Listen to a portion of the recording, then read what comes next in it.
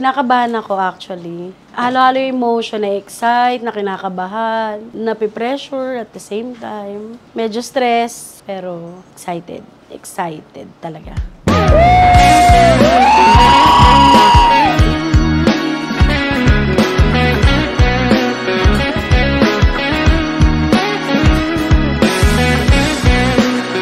Ako yung groom pare. Yeah, burger, yeah! Mga tuhod magkabila ang nangangapal kakaluhod sa harapan ng salamin, parang hibang panay ang tanong kung maaari bang mapasakin ka't mapasa iyo ako, yan ang paborito kong dasal. Dalawang patinig lang ang sa next kasal ko. Kay Ding Dong Dantes na yun. Pwede bang ako o nalaan? Road trip, skirt, zoom.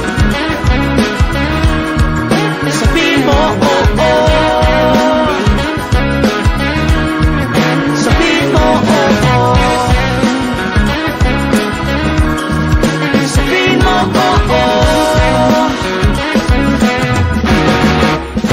Sa kamarikan, gusto ko maintindihan nyo to.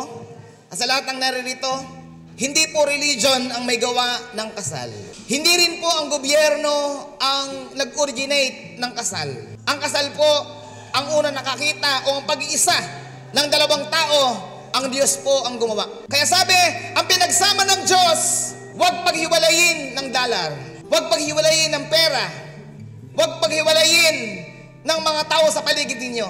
Simula sa araw na ito, kayo ay magiging isa na. You're the one who never lets me sleep. Nung nag-counseling kami, siya talaga yung mas umagulgol. Sabi niya sa akin, parang nanginayang daw siya na ikakasal siya, tapos wala na siya yung parents.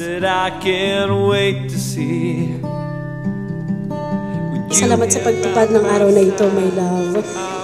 Akala ko mananatili na lang tong pangarap. I love you to the moon. Pinapangako ko na hindi lang hanggang ngayon, kung hindi habang may hininga ko. At ang pag-ibig na yon ang magiging gasolina ng buhay natin upang tuwakbo, umandar ang ating relasyon na patungo sa Diyos. Ang pogi niya, tapos naka-coat barong siya. Ang pogi-pogi. Ayan, ang pogi. Basta ang pogi niya. Your love is like the sun that lights up my whole world. I feel the warmth. Akala ko noon, gano'n na lang. Pero the best yung binigay ni Lord. Ikaw yun. Your love is like a river that flows down through my veins. I feel the chill inside. Na magbibigay sa atin ng kapanabikan para sa bagong bukang liwayway. Ikaw ang tugon ng Panginoon sa lahat ng aking pangako, sa lahat ng aking paano, bakit, at kailan. Every time I hear our music play, reminds me of... Hindi lang kayo dalawa sa kasalang ito. You have unseen partner. Walang iba kundi ang Diyos. In my mind, I can't believe it's true. Sabi ko nga noong una, dalangin ko sa Diyos, bigyan niya ako ng babaeng nararapat o babaeng para sa akin. At naniniwala ako na ikaw ang bigay ng Diyos. My days are dark without a glimpse of you. Sobrang saya kasi hindi lang tong araw na to yung pinag-pray ko eh. Pinag-pray ko rin si Val. Siya yung sagot sa lahat ng prayers ko sa Lord. Kaya itong part na to, itong araw na to, bonus na lang to dun sa prayer. Your love is like the sun that lights up my whole world. I feel the warmth inside. Your love is like a river that flows down through my veins. I feel the chill inside. Ikaw yung lalaking nagpadama sa akin ng pag-ibig, atensyon na hindi ko kailangang limusin. Ikaw ang lalaking sapat na ako bilang ako.